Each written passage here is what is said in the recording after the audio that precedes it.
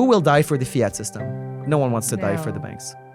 Bitcoin must be used as a system of money in order for us to completely get rid of the fiat scam, right? So it's not enough for Bitcoin to be a store of value. Bitcoin also must be used for payments. You're just a free man and you have a government that oppresses you, then is the only way out of this the revolt. But here comes Bitcoin, where Bitcoin is a peaceful revolution, where in order to achieve political and social change, our ancestors had to die in a war. We don't have to die in a war to achieve social change. There is a peaceful mechanism.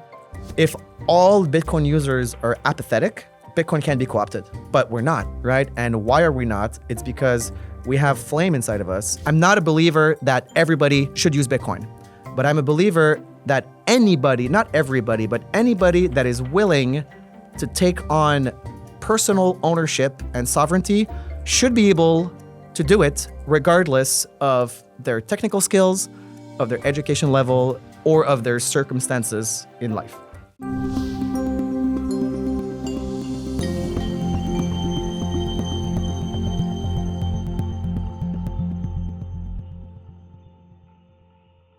Hello and welcome to another episode of You're the Voice. I am so ecstatic to sit here with Francis Pouliot. Hello. Thank you, and hello. Thanks so much for having me. Thanks for being so cool and flexible on this. We almost fucked it up. But Close, but we made it. But I took responsibility. I forgot to send you the invite. So, Francis, I've been following you for a long time. And I have known of you for a while before I reached out. And you are one of those people that I really respect, because when I came into Bitcoin, it was mostly because of freedom and because of the pain I have experienced in my life that had pushed me to look for creative ways to find another way of living, to get out of the matrix, to get out of the system. And I've seen you, I think it was during COVID, and have read some of your, I've been following you, so I've read some of your tweets and things you've been saying. And then I kind of understood that you moved from Canada to Costa Rica. And I was like, okay, one day I'm going to have you on the podcast and we're going to talk. And here it is happening. So this is super cool. And I want to dive into different directions with you in this conversation. But maybe just for the sake of my audience that may not know you, I'll do like a quick bio read and then we'll hit it off. So Francis Pouliot is a longtime Bitcoin advocate, entrepreneur, and the CEO of Bull Bitcoin, Canada's leading Bitcoin-only exchange. A self-described cypherpunk entrepreneur, Francis has been a principled voice for Bitcoin's original ethos, privacy, sovereignty, and separation from the fiat system. He's also known for his clarity on why Bitcoin should remain neutral, uncensored, and resistant to institutional co-option. And also, you're a big part of Bitcoin jungle in Costa Rica. So maybe you want to just give a bit of background of what had you come to Costa Rica and how you started with this whole journey. Yeah, so I'll start with the Costa Rica story. Like many people, I was greatly distraught and affected by the COVID lockdowns, which were an immediate and direct threat to my individual sovereignty and liberty. And up until COVID, we were not free. It's not like our enslavements to the government started with COVID, but it was somewhat tolerable and it was somewhat discreet and gradual, whereby, you need a permit to drive a car, you need to pay your taxes, you need government permission to do pretty much anything, but a tolerable state of servitude. Whereas with COVID, it was a very direct and immediate imprisonment, right? And when COVID started, before COVID, I was not really interested that much into health. I was fully aware of the fiat scam, of course, but I was not very aware of the public health kind of scam, and had never really questioned vaccines and that kind of stuff. I wasn't really interested in that stuff. And it really opened my eyes. It really, really red-pilled me into health. And so I didn't take the lockdown well at all. And I decided to prioritize my individual liberty amongst over everything else. So I left Canada and I decided to go to Costa Rica, actually, because it was the only place in the world where you did not need a COVID test. And I tried to make it a point to never, ever in my life do a COVID PCR test. Yeah. Because for me, the ritual of sticking the thing up your nose, it was a humiliation ritual. It was a submission ritual. And I'm like, I'm not going to do that. So Costa Rica didn't have the test. So stole all my shit in Montreal and went to Costa Rica and essentially never left. Not that Costa Rica is a libertarian paradise whatsoever. However, the lockdowns were really cool there. So I went to a beach town and then I really enjoyed myself. Before that, how did it happen that Costa Rica was like that? It's a good question. I don't really know. The government there is not particularly a freedom-minded. I think it was mostly kind of like a glitch in the matrix that didn't require the COVID test. And of course, if you move away from the city, well, the first step was to move away from the city and to go to a place where you can be more physically free in a small town. Which is what I did in Costa Rica. And in Costa Rica, in the edges of the country, there's just little government enforcement. So they don't have the manpower, effectively. They're not efficient enough to enforce the lockdowns. So I went to a place where there was just not a lot of enforcement. And before that, my journey into Bitcoin started out first with Austrian economics and the libertarian movement. So around when was that? Well, I became interested in libertarian politics, I'm like a Ron Paul era kid. 2008, 2009, 2010, I started to get interested in the libertarian movement. I was really into the kind of like legalization of drugs and, interested in studying prohibition.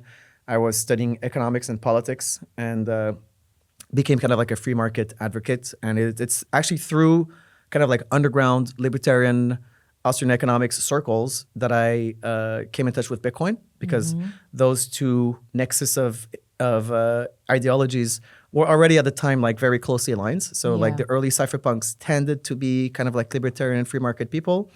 I got in touch with Bitcoiners, and my goal was to change the political system via persuasion and from the inside. I wanted to, I was working at a political studies institute, an economics institute, and I thought maybe we can vote our way out of this. Maybe we can convince our peers that actually less government and less regulation is better. And as a very young professional in this space of Austrian economics, I realized very quickly that we were shouting in the wind. We were fighting a tide, and no matter how clever our argument is, there seems to be some kind of force out there that is preventing any change. And I didn't know that force was the fiat system. Right. Because even as an economics student, you don't actually learn how money is created. That is like a premise that is it's like an underlying assumption that's never discussed and it's never challenged. Yep. It was through Bitcoin that I actually learned how money is created. And what a sophisticated system is it? Huh? The fiat to even in the academia not expose people who learn economics and business to this fact. Yes, and it's the only economist that really wrote a lot about that from a critical perspective are Ludwig von Mises and Hijack, and you don't learn about them at school, obviously. Today, however, I think that is a little bit more mainstream, a lot thanks to Bitcoin. And I met these Bitcoiners, and what they were describing really early on, this was like early 2013, was you can't change the system, you have to build a new one. Because the existing system is based on fiat, and fiat money is at the root cause of all of this nebulous force that you see, Francis, that is preventing change, is the fiat system, and we're gonna fucking destroy it. So well put. And these guys were genius level entrepreneurs and hardcore cypherpunks, and they're telling me, you know, that revolution that you've always been yearning for? Like, I've always had the idea that I was going to be involved in some kind of like revolution. I was very obsessed with just the concept of revolutions in general. That's what we're doing. We're destroying the state. And I'm like, I want to destroy the state too. So, you know, that sounds great. So I was really lucky to have these mentors pull me out of my Fiat job and say, Francis, like, we want you to work for us, because I had a talent, which was to be able to distill complex ideas into like blogs. You know, I was a writer. I was a political writer. Okay. And as you're probably aware, I speak relatively well. You know, I'm good at making public speeches. So they say, hey, we need someone that's wearing a suit, that can write well, and that can be the public face, the public educator for Bitcoin, because we don't want to be that. They were like OPSEC kind of Bitcoiners. So I became like a public spokesperson for this group that was called the Bitcoin Embassy in Montreal. And that was the beginning of my journey. That was in 2013, and so. And at the time, you were wearing a suit. I was wearing a suit. I was very Fiat, so these guys had the idea to create a physical Bitcoin hub and like an activist group for Bitcoin, and that was the beginning of my journey. And then that ultimately led me to become who I am today, which is a guy who's running a Bitcoin exchange. It's a very long story, but to make it very short, I like to solve problems, and I have the problem solving gene, I guess, and I was running this physical Bitcoin center, and it was meant to be an information education center where people would literally walk into my office, like to the first floor, and ask me about Bitcoin. But the question that they were asking the most was, how do I buy some? Exactly. And then, so there's like a Bitcoin ATM, or you can, wire some money to Japan and Mt. Gox. And they're like, well, that sounds really hard. Like, can I just give you money, and can't you sell me Bitcoin? I'm like, no, I don't want to. And then, well, what if I pay you like, a 5% fee? Like, oh, well, maybe So I started to do like OTC trading, and we started an OTC desk, and like one thing led to another. And then suddenly I'm running a Bitcoin exchange. And then 10 years later, here I am. You're the Voice is brought to you by Trezor, the original Bitcoin hardware wallet company pioneering the development of self-custody for crypto assets since 2013, empowering individuals with an open source device, enabling beginners and experts to easily and securely hold their coins. I find my Trezor super easy to use and recommend it to my friends and family. Enjoy my 5% discount on Trezor products by clicking the link in the show notes and using the code Efrat. I've always been influenced from these guys. They taught me the cypherpunk way. They taught me, I was instilled by these mentors, cypherpunk values, which I found to be just a very beautiful and clear ethos. I did not know what open source software was. Yep. I did not know what Linux was. I was like a Fiat normie economist. But they showed me how the libertarian kind of like capitalist ideology pairs really well with this technological sovereignty and using these cryptographic techniques to self-enforce the property rights and the individual rights that you're looking for. Because if you are concerned about your rights, there's two ways to enforce your rights. The first way is to have a government that will protect you, like the US Constitution type stuff. The other way is to take that duty and responsibility in your own hands and enforce your rights yourself through cryptography and through cryptocurrency, Bitcoin, obviously. And the moment it clicked in my head was when we were having a philosophical discussion about property rights. And I understood that up until Bitcoin, property rights were guaranteed by the state. There's like the social contract that we have with the state in a way is, hey, I will pay you money and you will prevent my property from being stolen by my neighbor. You will have a police force, you will have an army, you'll have a justice system. So I need the state to protect my private property. even if I have a gun, it's like we don't have guns, in our society, but like generally we rely on the state. But with Bitcoin, my private property is protected by cryptography and a decentralized network. So I can enforce the rights to my own I can own my wealth without relying on a third party. And to me, when that clicked, I was like, this is the greatest revolution of all time. And this is what I want to dedicate my life to.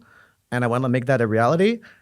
Hence, as you mentioned in my bio, like me holding the flame of self-custody and cypherpunk values, that's why I'm in Bitcoin. I'm in Bitcoin because I believe in private property ownership of money, and I believe in freedom of transaction, freedom of speech, and this is 100% my reason for existing as a person in Bitcoin is to make sure that this property of Bitcoin is not only preserved, but is improved and is made easier for anybody that has the willingness to take the responsibility of their own wealth or of their sovereignty should be able to do it. So I'm not a believer that everybody should use Bitcoin, but I'm a believer that anybody, not everybody, but anybody that is willing to take on personal ownership and sovereignty should be able to do it regardless of their technical skills, of their education level, or of their circumstances in life. Beautiful. And as you speak, what I am envisioning is that needle and thread, and you're simply just weaving your way through libertarianism and free market economics and Austrian economics, obviously, and sovereignty, human rights, and it's like it's all coming together with Yes. that thread is Bitcoin. It's Yes. like answering all these things and is able to like tie this whole thing together into such a beautiful quilt Yeah. of disciplines and areas, and it just gives solutions to so many of these problems Yes. that you touched on. That's exactly what I felt when I was introduced to it and put the time in to, do my own studying into Bitcoin. And I felt like I have this beautiful revelation of a truly revolutionary technology that is able to answer so many of these things that were bothering me in life. And I think that similarly to you, I was woken up during COVID, but I did not have the background of Fiat and understanding economics at all. I mean, I was doing marketing and business for 20 years before that, but just like you, I never questioned money. And I took it as granted, and the underlying assumption was there and everything was fine. But then when COVID hit me so hard, I was like, okay, they are okay to do this to me on a personal level and infringe my bodily autonomy and my rights. What would prevent them to go after my private property next? And I have to learn in order to be smart enough, in order to protect myself for the next attack that is coming, and I'm sure it will come in one shape or form. And then I started learning about money, and it was the movie, which I've learned only a few days ago, that was produced by Dominic Frisby. You know Dominic? I saw him at the conference, yeah. Right. Yeah. So did you know that he's the one behind the documentary Four Horsemen? Have you watched the Four Horsemen? I haven't. It is I will. the most brilliant documentary. I think it's an hour and a half. It's free on YouTube. More than 10 million people viewed it. And it was done about 11 years ago. And it actually just tells the story of Fiat, actually the Fiat scam. It has nothing to do with Bitcoin yet. So it's only Fiat. But by watching that movie, it was my crash course into the Fiat scam. And my eyes went like that by the end of that movie. And I was like, fuck, this is a way bigger scam than the health scam. Yeah. Yeah. And because that was like a couple of years after COVID has started already. And it felt like that was my missing piece. And when that fell into place, my friend that started feeding me with Bitcoin stuff at the time, it was like, thank you, because now I understand why I need Bitcoin, because now I understand the real problem that this solves. And what a beauty, like what a great ray of light it was for me to kind of discover that this exists, because I think that have I not discovered it at that time, I would probably get depressed with the state of the world and where it's going, and understanding the powers and how they are manipulating our lives. And so the moment I discovered it, I had felt so hopeful and so optimistic again. And then discovering projects like yours, like many other people, were like, wow, this is actually happening. People are actually building other ways of living. So can you now touch on maybe Bitcoin, what's it called? Jungle. Bitcoin Jungle. Yes. Bitcoin Jungle. I know why I'm getting it mixed up, because my friend in Israel, the one that had orange pilled me, Ben, he has a business in Israel called Crypto Jungle. So I keep mixing it up. Sorry. So can you share a bit about Bitcoin Jungle? Yeah, absolutely. So the premise of Bitcoin Jungle is that Bitcoin is a means of payment. It's not just a store of value. And that because there's two parts to the Bitcoin story. Bitcoin is digital gold, and it's also digital cash. So the digital gold aspect of Bitcoin solves, to a large degree, the fiat scam. Yeah. So because the money cannot be debased, government cannot finance their terrorist regimes, which is war and enslavement of the population through taxes and through regulations. Bitcoin as a digital gold system solves a lot of that, but there's a lot of things that digital gold doesn't solve, which is freedom of ownership, freedom of transaction.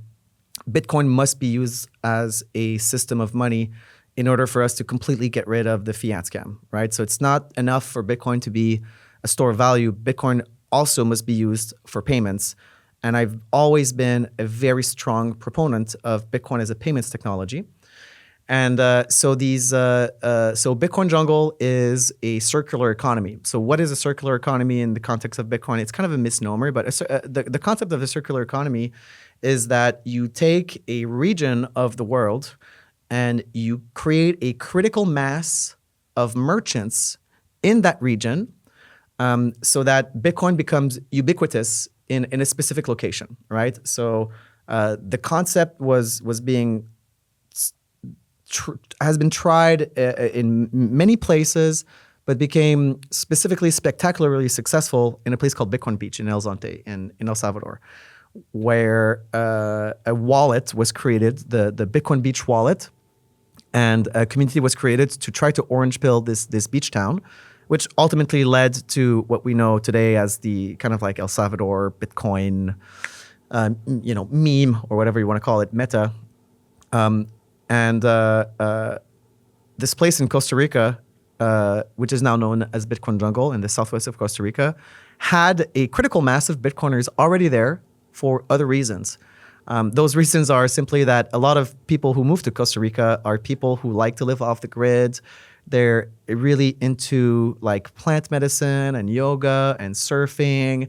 So the mindset is like adventurer, risk taker, independent thinkers, just spontaneously converge to Costa Rica. And it turns out that a lot of them are Bitcoiners for the same reason. Their brain is wired the same way. Like if you want to live off the grid, outside of the health system, you want to homeschool, you want to have a home birth, and you want to build a homestead, you're already ideologically aligned to financial ownership, right? So a lot of Bitcoiners in that region, and these Bitcoiners got together and said, hey, like Bitcoin Beach is really successful. Why don't we try that here? So this group of people created their own wallet, which is called Bitcoin Jungle, and we started to orange pill merchants. Mm-hmm. It started with the farmers market, mm-hmm. because there's no more pure capitalism than a farmers market, right? That's run by locals. Payments are done in cash. There's no permits to sell whatever you want. You have milk, you sell your milk. You have beef, you sell your beef. You have vegetables, you sell your vegetables. You don't go through any third parties. There's no third party. It's direct to producer. So these are very fertile grounds for Bitcoin adoption for ideological reasons and also for practical reasons, which is that these people don't accept credit cards because they don't have the scale or they don't have the willingness to incorporate and create a corporation. You're not going to create a corporation to sell coconuts and get a bank account and PayPal account just to sell some coconuts, right? Whereas to download a Bitcoin wallet does not require permission and does not require you to have a corporation and does not require any bank account or proof of address or anything. You just download the app. So it's a very fertile ground. So we started to orange pill these farmers markets. There's like 3 major farmers markets, and we started to orange pill merchants. And slowly but surely, we reached a critical mass of merchant adoption. So much so that the merchants are now spending Bitcoin with each other, and it created this meme of hey, if you want to spend your Bitcoin and if you want to live on a Bitcoin standard, you can actually do that in Bitcoin Jungle. So a lot of Bitcoiners moved, myself included. I joined Bitcoin Jungle about 6 months to a year after it was originally created. Moved to this part of Costa Rica, and now we have a kind of like citadel, where. Bitcoiners talk about the concept of a citadel. A citadel is really a place where Bitcoiners are living in the same area on a Bitcoin standard, trying to create a life which is as less dependent as possible on state institutions and on traditional financial institutions. So that's what we've achieved there. And what I really like to share about this project is that like Bitcoin payments work. It is possible to live on a Bitcoin standard. All it takes is a little bit of hard work, and like once you reach a critical mass, this thing really takes off. So I have a lot of hats in Bitcoin. I work in open source projects. I run a more traditional Bitcoin exchange company, Bitcoin. But Bitcoin Jungle is really a passion project, and but it's also a selfish project because I want to buy the beef in Bitcoin. So in order for me to achieve that, I need to orange pill the butcher. I want to create a society where if there is a fiat collapse, I'm still going to get the stuff that I want to buy, right? So that's why people say like, how do you orange pill? How do you choose who to orange pill? Well, first of all, I orange pill the people who I depend on, right? Which is mostly like food and mechanics and rent and that kind of stuff. So Bitcoin Jungle is a very grassroots, and there's no, it's a little complicated. There's no real leader. It's a very like disorganized grassroots project that has no corporate or commercial backing. There's no VCs behind it.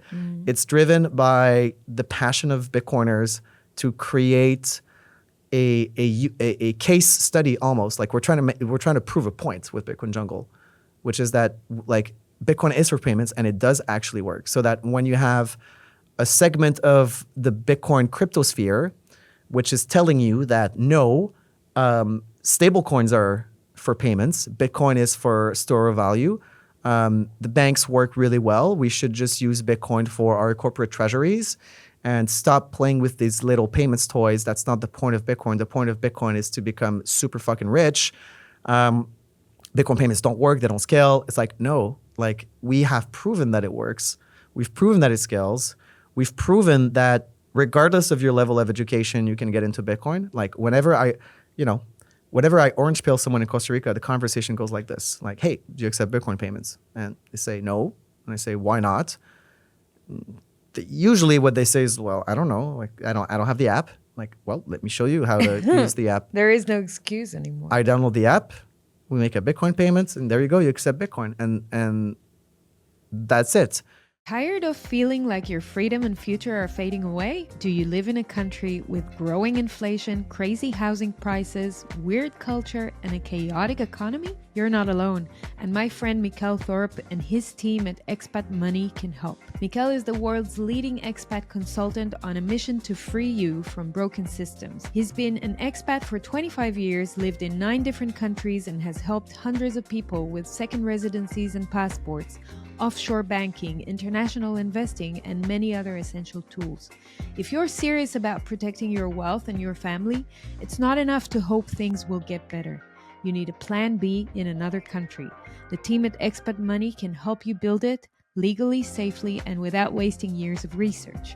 Visit expatmoney.com/Efrat and leave your details for a follow-up. In a world hypnotized and sleepwalking towards totalitarian control and digital enforcement, awakened voices rise to inspire change and radiate hope. In December 2024, I had the honor of hosting Professor Matthias Desmet at a conference I produced called New Totalitarian Order. This masterclass is now recorded and available to watch. The conference explores the psychology behind global mass processes, offering a behind-the-scenes look at science, economics, and human potential. It addresses challenging global agendas, mass formation, transhumanism, consciousness, societal change, and the path to transformation. Click the link in the show notes to access 3.5 hours of exclusive presentations, in-depth content, and my fireside chat with Professor Desmet. Use my code Efrat for 10% off. I hope you find great value in it. Of course, Bitcoin Jungle is a custodial wallet. And that initially, when I first heard about Bitcoin Jungle, I was like, fuck these guys. Like, it's a custodial wallet. I don't want to get involved with, custodians. I ended up getting involved with them anyway because they're so cool, and they are all cypherpunks also. But my thinking now is like, we need this to work in a non-custodial way also, right?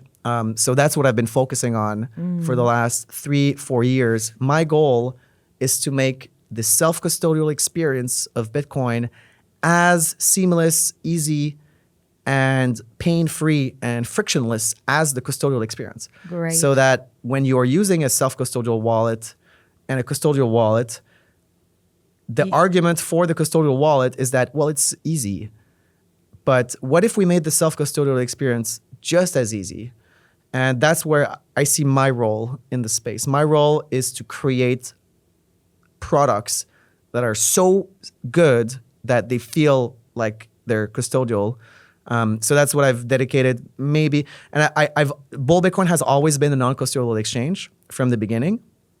So I always refuse. So there is no option to leave your coins on the exchange. No, you can't. When you buy Bitcoin, you have to put your Bitcoin address before you buy, right? And because that's how it works in the cash physical world, right? And that's where I came from, because I was running a cash-based OTC desk at the Bitcoin Embassy, and we had a Bitcoin ATM. And there is no better experience than you put the cash in the machine and then you end up with the coins in your wallet. And like, for me, this is the peak. Put the cash in and the coins are in your wallet. That's it. Like that's really all people want. Like people just want to receive the coins on their wallet. So I'm like, we should have an online app that replicates kind of like that physical cash ATM model. But it's not enough to have a non-custodial exchange. You need to have the whole non-custodial payments and wallet ecosystem. So that has been my, Bull Bitcoin as a company makes profits, but the whole point of Bull Bitcoin for me is to finance the open source non-custodial work that I do. And I think that's what makes Bull Bitcoin special. It's like we're not just, we could have been a custodial exchange, and unfortunately, we would have made a lot more money. Like custodial exchanges make more money than non-custodial exchanges because it's just easier for people to use custodial exchange, so you have more clients. We could have sold shitcoins, like Kraken, for example, or Bitfinex or whatever. But one of our core principles is like, never create a product or service that you don't personally use. And like I don't use shitcoins, so I'm not going to create a product. I don't believe in shitcoins. I'm not going to sell something that I believe in, because when I sell something, I'm selling UTXOs, I'm selling self-custody, I'm selling the stuff that I believe in, and I'm selling this to my friends, to my parents, So like I'm not gonna sell shitcoins to my mom, So if I'm not gonna sell shitcoins to my mom, why would I sell it to this guy's mom or to this guy, right? So only sell products that we believe in, and yeah. So I'm just so blessed to be able to bring what excites me most about this like Bitcoin builder ecosystem is like bringing a vision into reality. And when I see people using Bitcoin Jungle, using Bull Bitcoin, using the Bull Bitcoin wallet, I cannot describe like the joy that I feel by it's almost spiritual. Like there's like very esoteric. I don't know what my religion is at this point, you know, but what I believe in is that when I orange pill someone and they take self-custody of their Bitcoins, like I am getting karma out of it, right? I certainly get personal joy and satisfaction, but I really think like I am like fucking Morpheus in the Matrix, you know, I am liberating this person. And selfishly, like that gives, like I derive like a lot of pleasure from that. And with this open source technological ecosystem and like collaboration with other developers and creating things that are tools, which when used, like if a lot of people use these tools, we are achieving a revolution. So how does a revolution happen? It's, for me, it's by building apps. Like we are these, and making sure that these apps are being used, and the revolution happens spontaneously. And you know what I really like about Bitcoin, we talked about also like being black-pilled. So I was first black-pilled when I was like a young economist by being like cynically thinking like we're never going to change the system. And then I was black-pilled with COVID, and there's like a moment in time where, okay, I'm being locked down in my house. There's a curfew. They're making me put a fucking diaper on my face. Now they want to force vax me and force vax my kids. Like, how do I fight back? Well, I mean, historically, we take arms and we revolt violently against the government. But I don't want to do that. Like people don't want to do that. Like we don't want to die in a war. Right. We don't want to be in a civil war. So let's say that you are a revolutionary and you are being, or no, you're just a free man or a free woman, right? You're not even revolutionary. Yeah. I just want to be left alone. And you have a government that oppresses you, then is the only way out of this the revolt? But here comes Bitcoin, where Bitcoin is a peaceful revolution, where in order to achieve political and social change, our ancestors had to die in a war. We don't have to die in a war to achieve social change. There is a peaceful mechanism that we can use to achieve the same, if not larger, degree of social and political change, which is Bitcoin. So Bitcoin is, for me, a way to channel all that anger, all that frustration, all of that black-pilled energy that you have, instead of channeling it in either despair or violence, let's channel it towards creative building, right? And and again, thank you for the COVID lockdowns. Thank you, governments, for oppressing us. Because even if I was already red-pilled, that like triple red-pilled me, and that woke a lot of people up, and a large portion of that, the people that woke up had the same thought process that we were talking about, which is, all right, now that I have figured out the health scam and the fiat scam, then you end up in the rabbit hole, and hopefully you find Bitcoin. And just side note, like, and that's why us as educators, we need to make sure that they find Bitcoin, right? Yes. We need to make sure that in their journey, like they end up in Bitcoin. So like education and advocacy for Bitcoin is like critically important. Not to orange pill the masses, but to orange pill the people who are seekers, seeking exactly answers. Yeah, and then you find Bitcoin, and then channel all of that to participating in this thing, and you know you don't need to apply to the Bitcoin CEO for a job if you want to help Bitcoin. You know, you can just do things. Yep. You can just use whatever skill set you have. You can set up a podcast. You can set up a podcast. Right? You can educate. You can learn to code. Yeah. You can create a service. You can invest. You can advise. You can work in customer support. You can do all sorts of things. You can do everything in Bitcoin. Everything. Everything is to be built. You right? can even be a carpenter. You can, like everything. And also, you can just accept Bitcoin for payments for your services and your goods. Exactly. That's good enough. You can buy Bitcoin and hold it for your family. There's like all sorts of degrees of involvement in Bitcoin that you can have. The ultimate degree is like, you know, you launch a Bitcoin company, right? But there's like all sorts of different degrees. Absolutely. And I'm just so you know, my best friend and designer at Bull Bitcoin, Matex, he has this. Hold on, you just said the let's show the secret word. Yeah, We've got the same one. Huh? And you'll notice that on almost all of his art, he writes "Thank you, Satoshi." So grateful. I am so grateful because without Satoshi, without Bitcoin, what would we be doing right now? We wouldn't be in the same spot, and we wouldn't be sitting here. We wouldn't be sitting here, and we would probably be either nihilistically numb, or forever angry.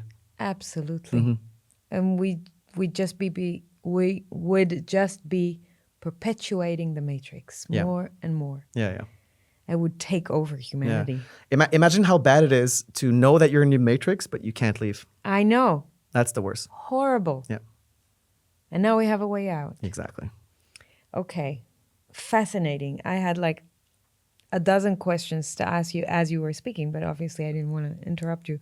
But let me try and recap some of them. So first of all, how many people today live in the Bitcoin jungle community, more or less? Like the size of the community? It's okay. So as I said, we are very disorganized. Yeah. It's a loose association of people. I would say that there's like a dozen people that are involved more than others into actually running things.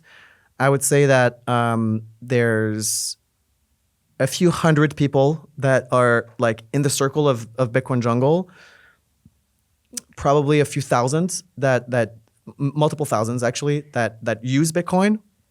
So I would say like there's different layers of involvement in Bitcoin jungle because someone that accepts someone that just accepting Bitcoin payments for his coconuts, is he part of Bitcoin jungle? Yes, but he's not like involved in organizing events and stuff like that. But like if you count all of that people, like we're thousands. Again, the number of merchants.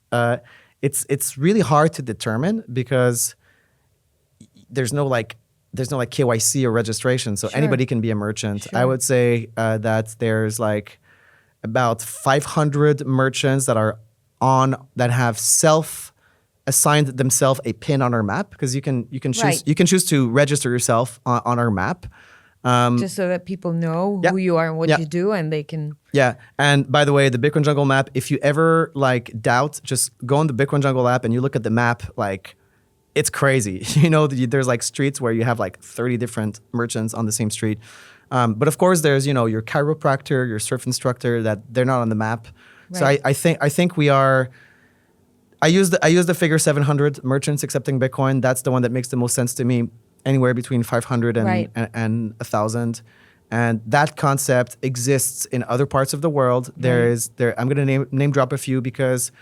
And let's see if the ones you name drop have been on my podcast because they probably have been. So let's do it. Tendo in Kenya. No. Have you heard about these guys? Okay. Yes, I heard. But there is a Ekasi in South Africa. and Whitland also, which is in South Africa. Mm-hmm. There is one in Berlin. Yes, there's the one in Berlin. And there's obviously Bitcoin Beach and Berlin in El Salvador. There's one in Peru, which I forget the name. Yes, Isa was talking about. Yeah, the one in Peru. There's BTC Isla. There's BTC. There's Mayan Bitcoin. There's one in Vancouver. There's Madeira, Free Madeira. There's Free Madeira. There's Praia Bitcoin in Brazil. Is there one in Lugano? I think there's one in Lugano. I don't think it's. It's different. I think it's a little different. I think Lugano's like a little bit more corporate. There's a Bitcoin Valley somewhere in Italy. So there's all of these little hubs that are popping up. And what about the U.S.? I think there's a map somewhere of all these circular Bitcoin economies. There is a union even. I mean, not a union, a hub. Yeah, well, there's all the circular economies. Yeah, there's the Federation of Circular Economies, right. Which I mean, there's so many. That's the point. There's tons, and like, they're always popping up, and I think that it's hard for me to explain why the mentality is different in emerging markets than because you don't really see that in the U.S., right? And like that's in why Western, I was asking in you Western about the countries, US. it's not the same.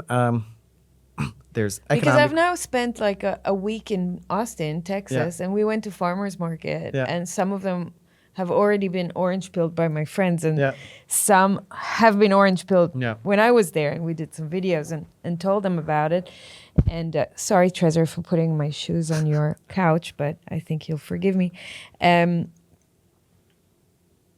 But it was such a ripe environment to do it. Yeah.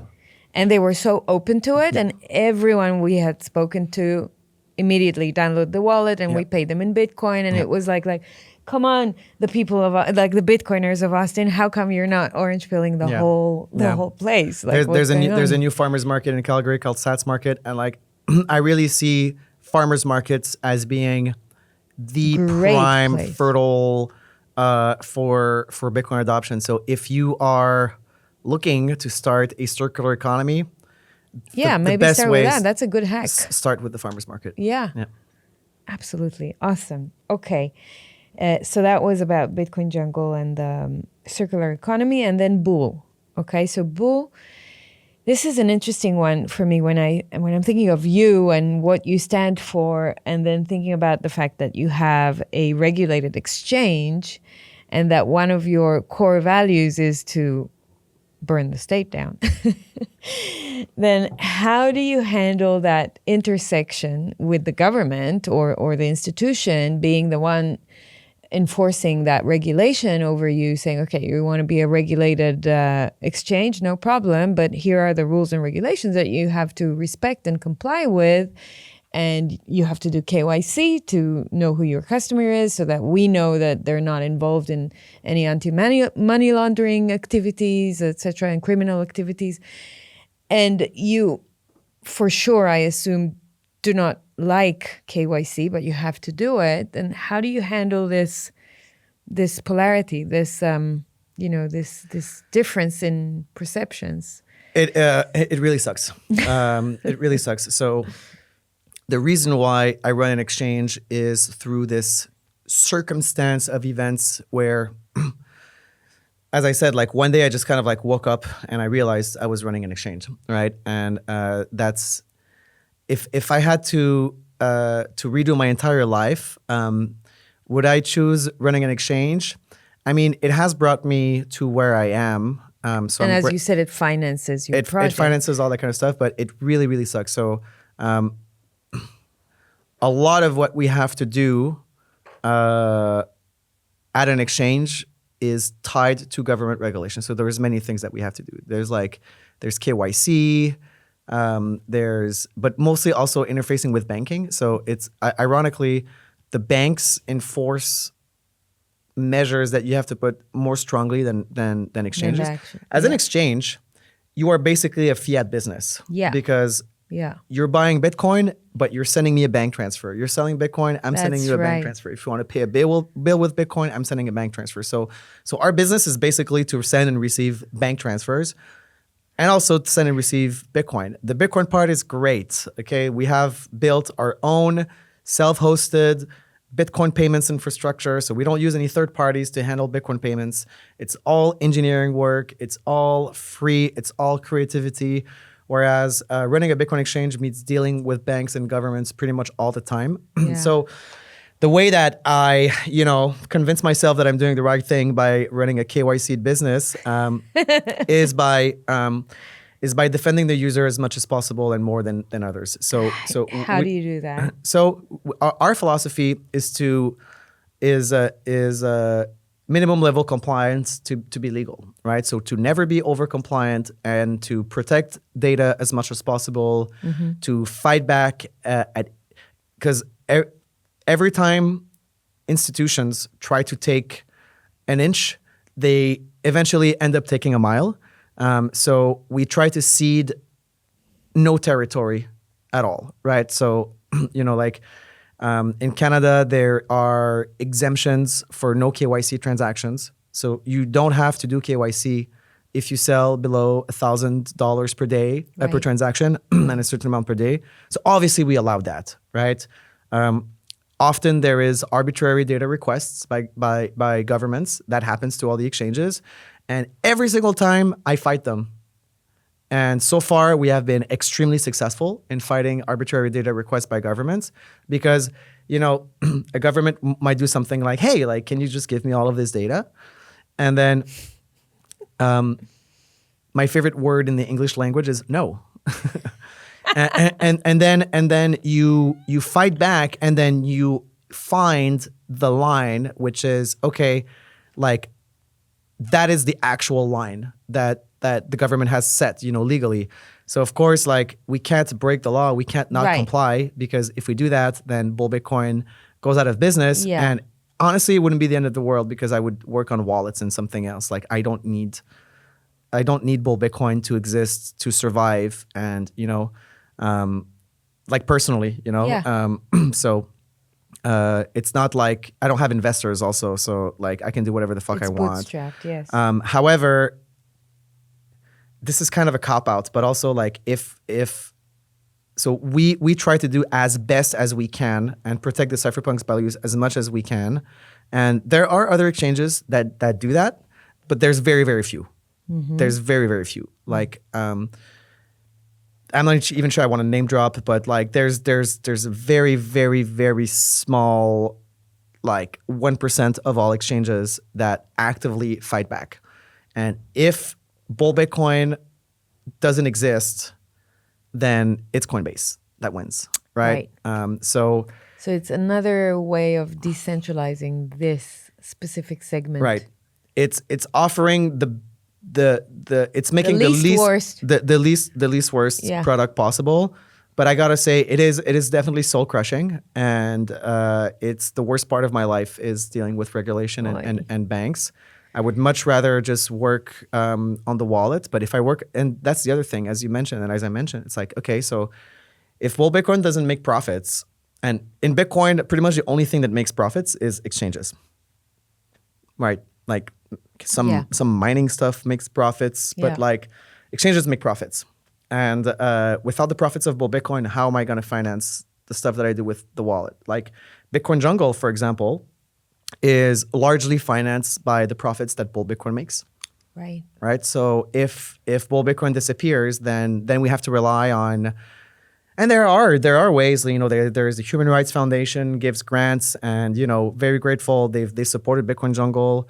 OpenSats, again, very grateful to OpenSats. They have supported Bitcoin Jungle in the past. A lot of the developers, but also like a lot of the technologies that we build at Bull Bitcoin is stuff that would never have been financed, right? It's very, very experimental stuff and stuff that, it's expensive to build these tools.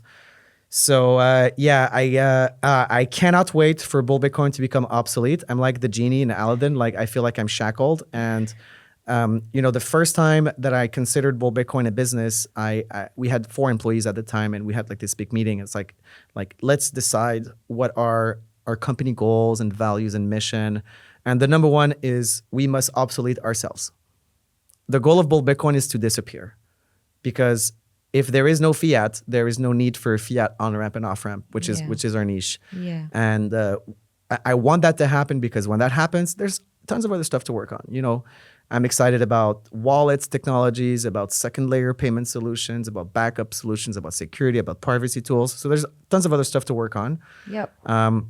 So let's please adopt Bitcoin as soon as possible, because the faster we have hyper Bitcoinization, the sooner I can retire from dealing with banks and governments.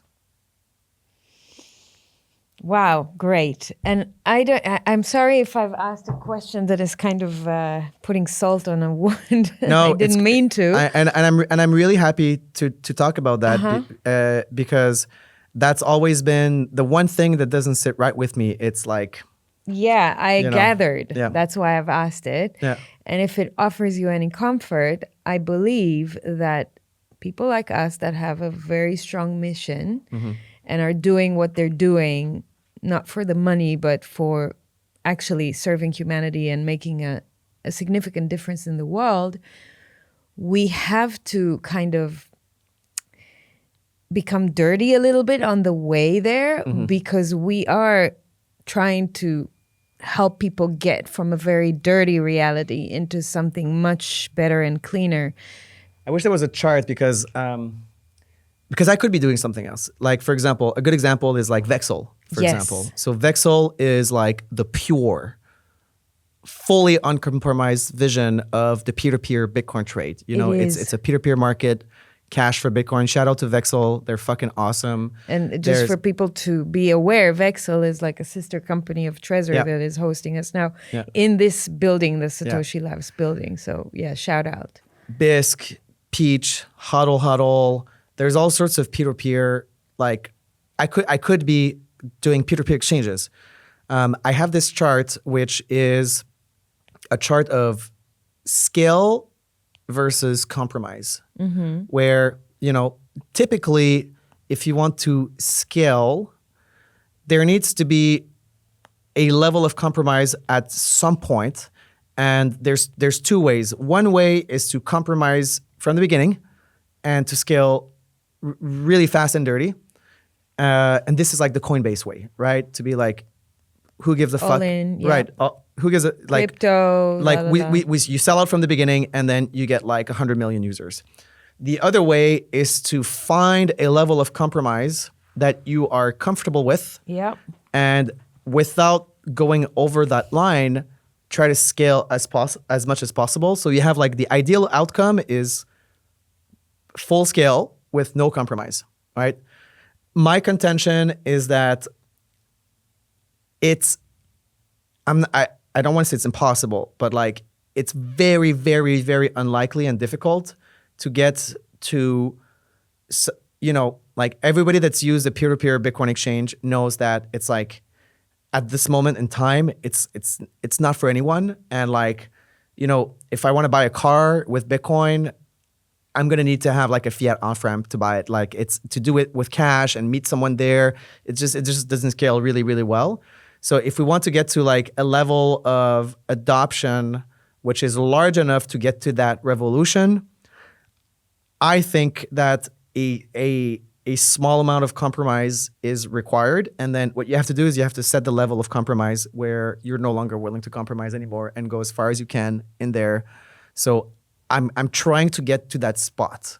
Right. I'm trying to get to the spot of maximal scale and minimum Right. compromise. And I have a maximum compromise level. You have your own boundaries. I have my yeah. own boundary, and I'm going to go as far as I can in that boundary. And I think I can go pretty far. But at the same time, that's why, you know, I don't see companies like Vexel or Peach or Huddle. Like I'm almost jealous of them that they are compromising way less than me. But also I realize that I'm scaling more. So we all have our kind of thing, but the goal, and that's why that benchmark is the Cypherpunk ethos. Like when you're talking about compromise, like what are you compromising on? It's the Cypherpunk ethos. So that is what keeps you. That's when I say I'm a Cypherpunk entrepreneur. It's like every time you do something, you have to use the Cypherpunk ethos as a benchmark. Like, am I in line with it? Yes or no? Okay, if it's yes, great. If it's no, how much have I compromised on it?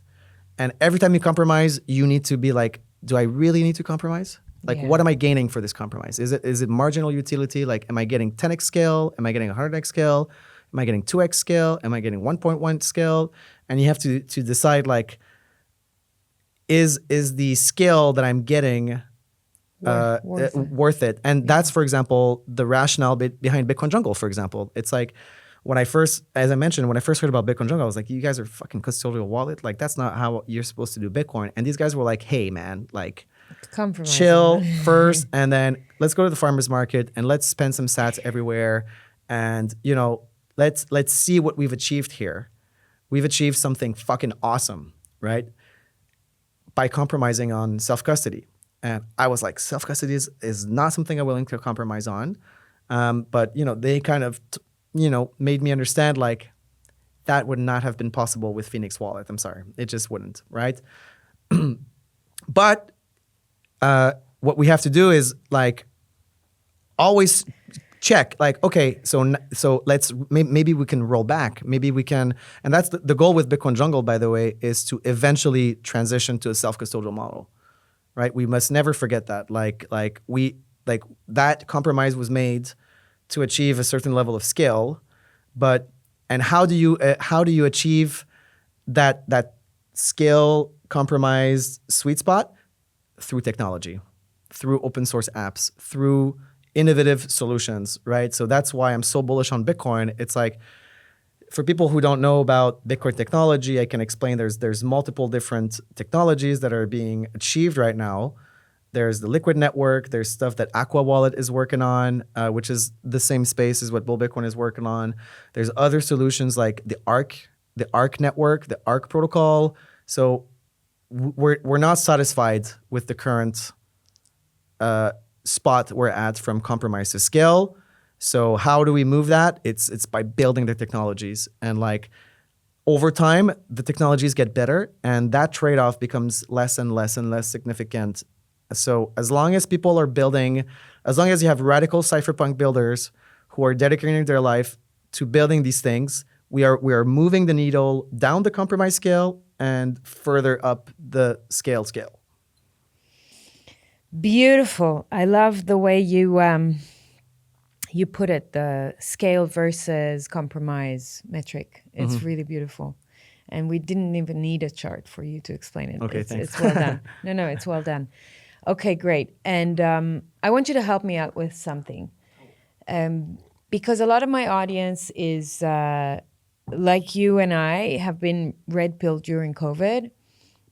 And they are struggling with understanding maybe what I want from them when I try to orange pill them. I mean, I don't actively try to orange pill them, but I do this podcast and other work so that they follow and read, and they're like, what the hell does she want from us? Why is she so gang-ho on Bitcoin? And I think that one of the pitfalls for this specific group is the whole understanding of cash and fiat. They're so much into cash will protect us, cash is king, and then they're also afraid of digital because of CBDCs and stuff. They think that Bitcoin is a CBDC, or maybe it normalizes the CBDC discussion, and once you get into Bitcoin, they'll also control you. So they're in this place where they're so afraid of money and what it can become, where what they're actually missing, what I tell them all the time that they're missing, is that they don't understand that when there's an invention that its time has come, or an idea that its time has come, there is nothing to stop it, and it's going to happen. The digitization of the monetary system is happening whether we like it or not. Yes. And so how would you approach the skeptics that have already understood that we are being scammed in many areas of our lives, and now there's someone telling them, knock, knock, it's happening also with your money, and if you do want to prepare yourself, you better understand what money is, not just cash, but money and why Bitcoin is the solution for it. And I'll just add one more thing to it. There is a big movement in the freedom truth movement that is listening to Bitcoin is hijacked, and Roger Ver stuff, and the book, they keep posting that book on my posts and stuff, and then like nothing to do with Roger himself. He may be a great guy, I don't know him personally, but just the fact that people are resisting Bitcoin so much because they are still obsessed with the block size wars and things like that. How do I get over this with my audience? Can you help me, please? That's also something that I struggle with, because a lot of my audience is in that camp. Hippies, natural healers, skeptics, people who are, and sometimes that does happen quite regularly, where I'm trying to orange pill someone and to say I don't trust the government and the banks, and for me Bitcoin is created by the CIA, and the solution is barter. And then the first argument is scale. Yep. Which is that and they have the intuition that the root of problems is related to money, and they think it is money. They think money is the root. Evil. Right. And of course, what the leap that they're missing, it's that, no, you're right. You're right that money is the root of all problems, but it's fiat money that's the root of all problems, because money itself is the root of all good. That's what it should be. But fiat money is the root of, so you've identified fiat money as being the root of all problems.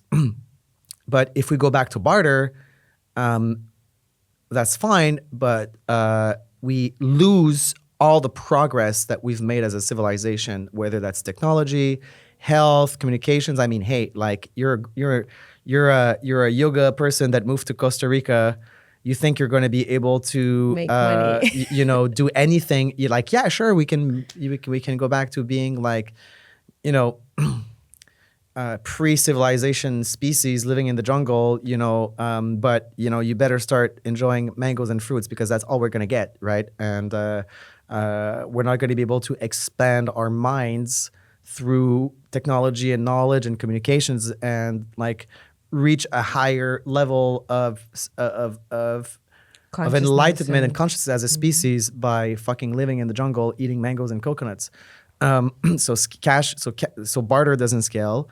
So cash obviously fine. I think cash is great. I think cash is a great cypherpunk tool. Absolutely. The problem with cash is that it loses its value over time, right? So fiat cash loses its value over time. So of course, all right, well, let's do gold. Yeah, well, the problem with gold is that you can't fucking move it. You can't use it for payments. I'm sorry. Like, I'm not gonna be like, it's impractical. And there are other arguments against gold, like the fact that we don't know what the supply is, and potentially the supply of gold is fucking infinite. Like, I don't know how much gold there is in the space, in asteroids, in the earth. Mm-hmm. I don't know how much gold is being produced by magma, by the forces of pressure right now. I have no idea. I don't even know how gold is made, to be honest, but I don't know. But there are practical problems with gold, which is that gold is very easy to censor and to stop because it is something physical, and so is cash, by the way. Like, so Bitcoin is practically more censorship resistant because you don't, like, let's say that you want to move gold from I don't know, from Canada to Paraguay. Like, how the fuck are you going to do that? Like, ask the Jews in Europe that were fleeing the Nazi regime, and that left with their gold and their jewelry, like how much of them reached their destination with their wealth intact? Like, probably not a lot of them, So if you want to be able to move, and mobility is key to individual sovereignty. Yeah. The ability from move to one jurisdiction to another, and to play the jurisdictional arbitrage game that is emerging is key to being a free person. If you want to be mobile, you need to have your wealth move with you, and try to do that with cash and gold. It's just not feasible. And Roger has done an incredible of damage to Bitcoin. It's really, really, really sad. So first of all, the block size wars proves that Bitcoin can't be hijacked. So his entire scheme to frame it as a hijacking of Bitcoin not only is wrong, but is the complete opposite of what happened, because he tried to fucking hijack Bitcoin and he failed, right? That's what actually happened. And by the way, like, I was there, and that's how I became a Bitcoin influencer, by the way, like, quote. Because before the block size wars, I mean, I was kind of like known because I was running the Bitcoin Embassy and the Bitcoin meetup in Montreal. And I was like in the space a little bit, but like I wasn't like, really consequential before. I don't know, maybe I'm misrepresenting myself, but I definitely like became a prominent voice for the cypherpunk side of Bitcoin versus the corporate side of Bitcoin. And Roger was on the corporate side of Bitcoin. Right. So Roger was allied with Coinbase, with blockchain.info, with BitPay. Roger was allied with Barry Silbert and the Digital Currency Group, ETFs. Roger was Wall Street. Roger was the big Chinese mining firms. Roger was Silicon Valley money investors. He was the establishment trying to hijack Bitcoin because he wanted Bitcoin to change. And he thought that he was so important because he was Bitcoin Jesus. And a lot of credit goes to him for what he did in Bitcoin early on. And he was full of self-importance. He said, hey, I want Bitcoin to change. How does he want Bitcoin to change? He wants Bitcoin to compromise. So what he wanted was to change the rules of Bitcoin, which is the one thing that makes Bitcoin unique, is that the rules cannot change. Because if the rules can't change, then the question arises, who decides what the new rules are? Okay, now we need to have a governance mechanism to change the rules. Who is part of that governance mechanism? Well, in Roger's mind, it's him and his fucking cronies from Wall Street and Silicon Valley. So he wants to change the rules of Bitcoin in order to make Bitcoin more centralized, but cheaper and faster to use. Which is not even something that he would have achieved, but that's what he wanted to achieve. Mm-hmm. So not only his idea would not have worked, his idea was, let's compromise on the fact that Bitcoin is not governable. Let's make Bitcoin governable. Let's put me and my friends at the top, and let's change the rules to achieve a goal which is slightly lower transaction fees. He tried to hijack Bitcoin. Mm-hmm. What we demonstrated, the Cypherpunk side, and that's how I became, for example, friends with Samson and Blockstream. That's why a lot of us, by the way, like you see all these OG Cypherpunk people, like why are we all friends? It's through this camaraderie where we're like, we need to stop this hijacking of Bitcoin through this Cypherpunk technological means. So there was a conflict, and obviously, even though they had all the money and the power, we had the technology and the resolve. We won. He lost. He lost a lot of money because of that, an insane level of money, an unfathomable level of money. He still has a lot, but he lost a lot of money because of his failed coup d'etat against Bitcoin. And he's bitter and resentful, and he's trying to get you bitter and resentful like him. Fuck Roger Ver, okay? Fuck this guy. Like, he was one of my heroes because when I got into Bitcoin, I was fanboy of Roger. The damage that he has done by convincing people that Bitcoin is hijack erases all of his previous advocacy. And I'm sorry to say, fuck this guy. He's trying to sell you something else. Yeah. He's trying to sell you his new Bitcoin. Right. Right? And he's bitter and resentful. So fuck this guy. And it doesn't work either. And it doesn't work. It's not working for him, right? Because there is nothing to do with what he's trying to sell. And like, Roger is right because he advocates for individual freedom, free market. He's right about a lot of things. So it's tempting to believe Roger because he's well-spoken and he's dedicated and he's motivated for human freedom and free markets. But when it comes to Bitcoin, he's a fucking moron, okay?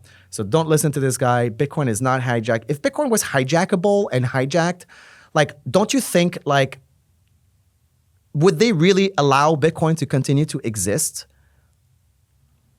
Like, Bitcoin is being used for good. It's also being used for bad.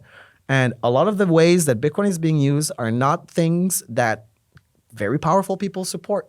It's things that really powerful people oppose dramatically. So if it was hijackable, like, wouldn't they? Oh, maybe they're waiting to hijack it in the future. Okay, come on. Okay, like people have tried to hijack it and it has failed. So, on the contrary, you should look at Roger's book and Roger's ideas of Bitcoin is hijacked as being like, no, actually, think of it like this. He tried to hijack Bitcoin and it didn't work. And that's what actually happened. So, and he has done so much damage out of pure resentment. So Bitcoin is not hijacked, and the solution is not barter. Barter doesn't scale. Cash is limited. Cash is great. Cash value melts over time and is not. You need money that works on the internet. I'm sorry, okay? Otherwise, you're not going to get nice things, okay? Yeah. So cash and gold don't transport over communications channels, and physically also don't transport really well.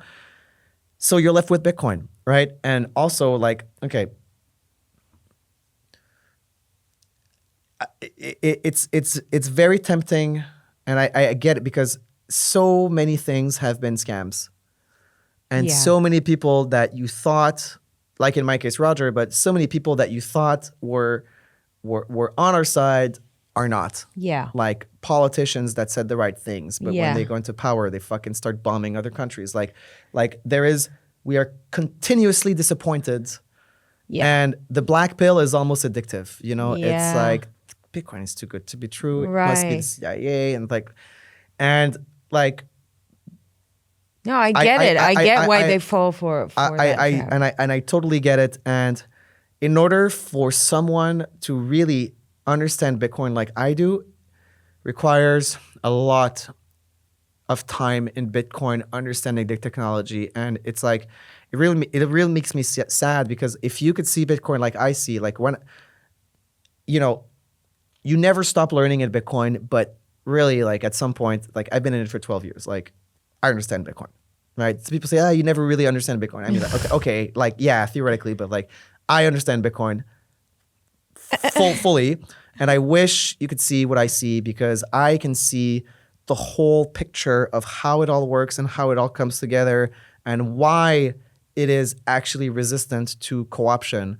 And I can't, even if we had 6 hours, if we had 6 hours, I could probably go a long way. But like, even after 6 hours, I really couldn't fully make you see the picture that I have in my head. It takes a long time. So, unfortunately, you're gonna have to take my word for it. And I hope I'm more convincing than Roger that Bitcoin is not co-optable. But the evidence is Bitcoin has been working for 16 years, and it goes directly against.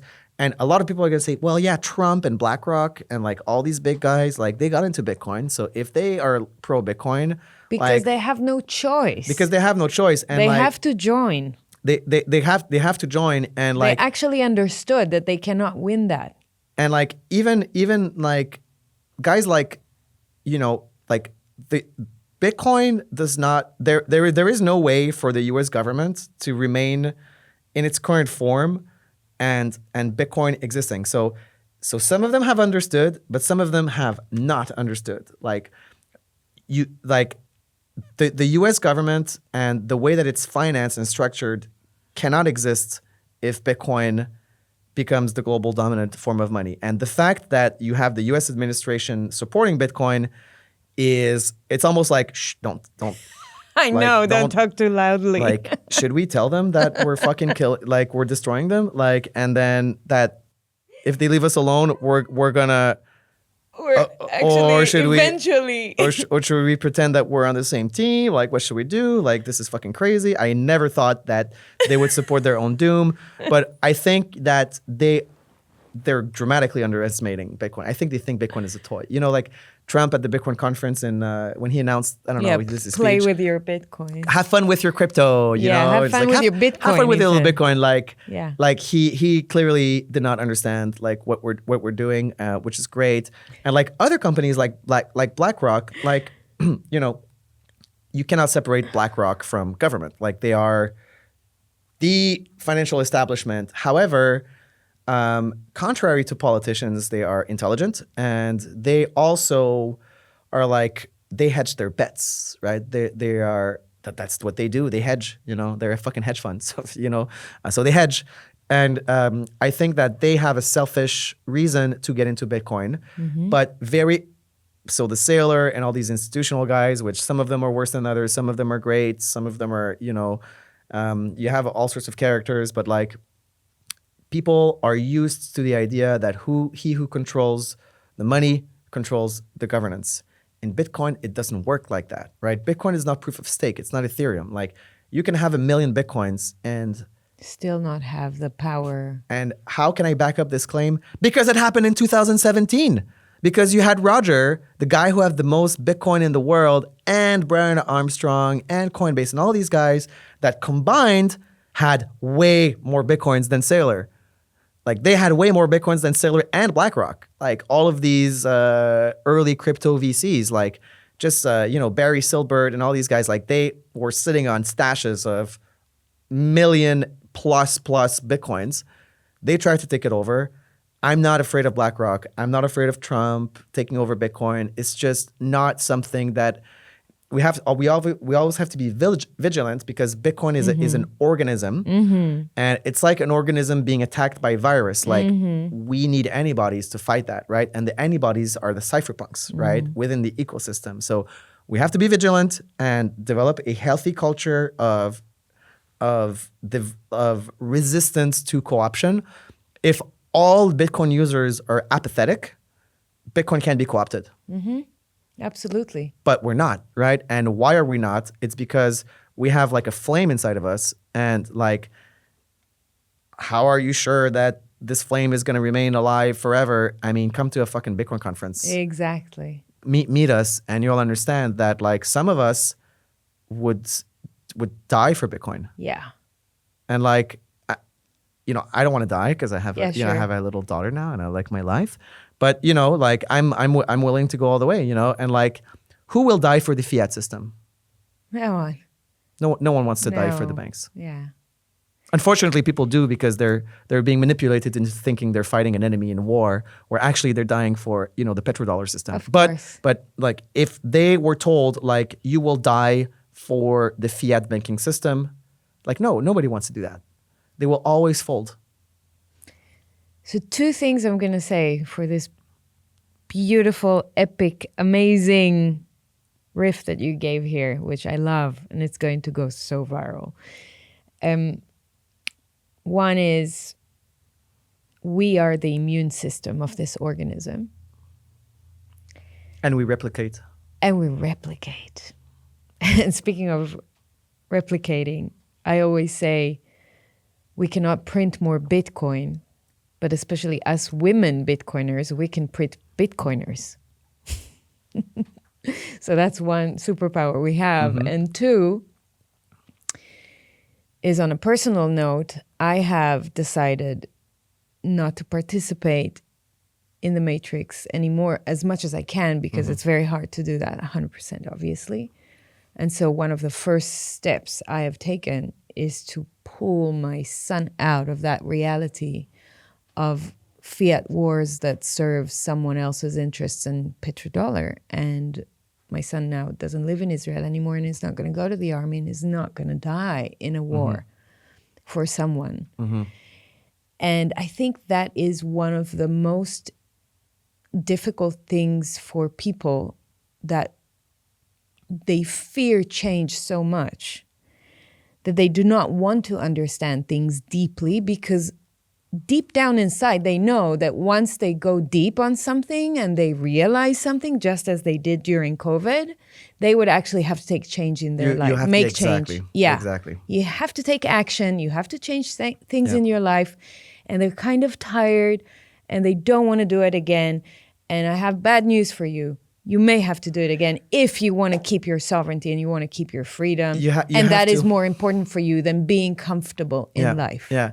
And I get it. Like, people should not have to always be fighting for their rights. We should be producing and enjoying our lives. Exactly. But that's why we do the hard work for you. You just come in and huddle or whatever. And you said something that I want to mention, which is that there is a moment in my Bitcoin journey where I realized that when I hold fiat money, I am allowing the government to debase me to finance itself, and I am complicit in everything the government does, even though, like, no matter what I do, just by holding fiat, I am complicit, and I am an enabler of war and enslavement by the virtue of holding fiat. And my mindset became, I am boycotting fiat. I'm not like fucking all in on Bitcoin, bro. Like, let's go degen. Like, I'm gonna buy fucking Bitcoin. And like, my mindset was like, I will boycott fiat, right? I will boycott the system. And there's movements in Bitcoin which we call the NGU movement. NGU means number go up. It means like the price of Bitcoin is going to go up. That is an important part of Bitcoin too. It's not. I like to make fun of the people who are in it for the money, but it is an important part of Bitcoin, because that's how Bitcoin security works, and that's how the Bitcoin revolution is financed. So by boycotting fiat, you are emotionally and spiritually rewarded. And it also turns out that because we are in a period of transfer of wealth from the fiat system to the Bitcoin system, and because we are earlier than others, you also benefit You're economically rewarded. over Yep. time. So it's like boycotting fiat is an economically and spiritually rewarding move. And, you know, Yep. you can be the person that tells their grandkids, like, well, you know, I thought Bitcoin was a CBDC, so I decided to hold fiat, you know, like, grandpa, but that doesn't make sense. If you thought Bitcoin was bad because it was a CBDC, like, why were you holding your money at Chase Manhattan? It's like, well, son, I was fucking retarded. So you can be that grandfather that tells their grandchildren that, you know, he listened to a fucking guy called Roger Ver online and then he decided to leave his money in the bank instead of buying Bitcoin. Or you can be the person that was like, hey, Let me make an effort and try and learn. Yeah, something I actually here. took my life in my own hands, and I took a principled stand. Yeah. That was also so like the whole Sailor thing about like understanding the scarcity of Bitcoin. It's a little cringe, but also like it is an economically sound argument to believe that because of the scarcity of Bitcoin, and because it has properties that are valuable. More people in the future will want Bitcoin than they do today. Saylor believes that the properties that make Bitcoin valuable, or I don't want to put words in his mouth, but the general theory is that it's a great asset for collateral. I believe that it's the payment layer of Bitcoin, the censorship-resistant, free payments use case of Bitcoin, which creates demand for the Bitcoin asset over time, right? So do people favor freedom of ownership and property rights, and do people like to be able to transact with whoever they want without permission? Yes, a lot of us do. Will more people in the future want that than today? I think so, because I think the world is going in a bad direction, and I think the worse the world gets, the most people value the core proposition of Bitcoin, and there's a limited amount of it. So just. I think it's an economically sound decision to hold Bitcoin, but once you combine the economically sound decision and the philosophical, spiritual, emotional, like I'm gonna take a stand and I'm gonna fucking opt out of this and I'm gonna hold Bitcoin as a matter of principle, then it's the perfect thing to do. Just do the right thing and get fucking rewarded financially for doing it. Why aren't you doing it? Exactly. Yesterday. Yeah. And speaking of payments, one of the things that group of people always says is, but I can't go to the grocery store today and buy something with Bitcoin. Well, actually, you can. You can. Depending where you live depending and what you build, Yes. right? So you can, but yes, if you're in a Western country, then you may not meet that use case on a day-to-day basis because where you live and the fiat situation in your country is probably not bad enough for it to emerge yet as a payment mechanism. Yes. But that exists, like layer 2 payments, that works. When I actually sit down with some of my good friends from the freedom movement that are no coiners, that don't have any Bitcoin, and they ask me questions because Roger Ver is kind of eating their head in and they believe him. So they ask me questions and I answer them. In the end of this annoying discussion, which I don't even want to have, but now I don't need to have it anymore because you've done the work for me and I'm going to clip that, what you've just done, and just send it to everyone. But when I sit with them, I just go, after a few minutes, just leave me alone.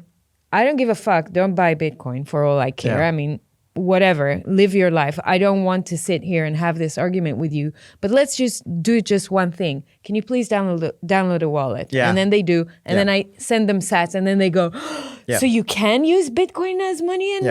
Yes, you can. We've just done that. Yeah.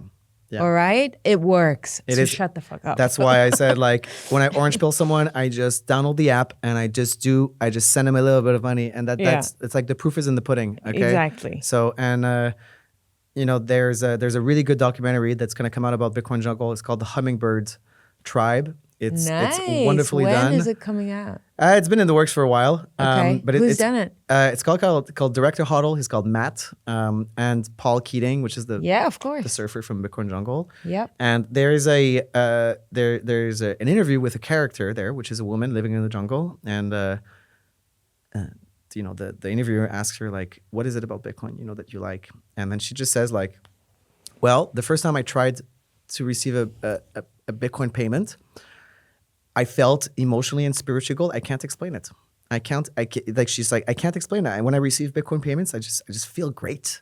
And it's like, there is a cerebral argument to Bitcoin, but there is also a kind of emotional and spiritual, hard to explain argument. Like when you're getting paid with Bitcoin, like there's all sorts of elements to it, which is like the person who is paying you, by the way, is valuing your service Oh, yeah. very well. Oh, yeah. Because they're using the good money to pay you, not the shitty money to pay you, right? And you are having a direct transfer. And like some people feel that like in their soul, like something special just happened here, Yeah. right?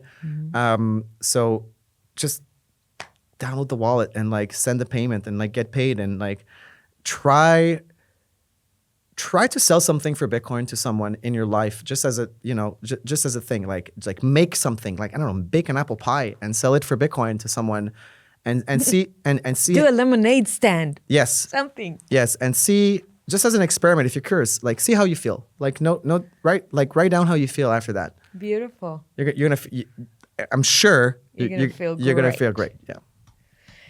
Well, that is a beautiful way to end our beautiful discussion. I knew that I'm going to have fun with you, but I had a lot more fun than what I had anticipated. Cool. You are so awesome. I could you. talk to you for hours and hours and hours. But I think you're going to have me as a guest in Costa Rica very soon. Yes. Because I am so curious Yes. to be there, hang out with you guys, and just We'll see go everything around the you've farmer's built. market. We'll buy tons of things and we'll so cook a great coming. dinner. I am so coming, dude. Every ingredient of your dinner paid for with Bitcoin. Oh, that is going to be so That feels awesome. good too. I can't wait for Guarantee the you. spiritual experience to be had yeah. when we do that. Yeah. It would be so amazing. Yeah. Wow, Francis, thank you so much for everything Thanks. you do. I had a blast. It was awesome. I really enjoyed this podcast. But not just for this podcast. Thank you for who you are, what you stand for, the fact you are not fearful. You are so inspirational. You keep speaking out despite, first of all, being in this space forever and ever, and also, the powers that be that try to silence us, and you are a force to be reckoned with, and I really appreciate you. So thank you. I appreciate that. Thanks so much. Thanks for being with us. Please take a minute to give this episode a like, a comment, and subscribe or follow. And please share it with your friends so they can also get value and choose to take some positive action in their lives. Till next time.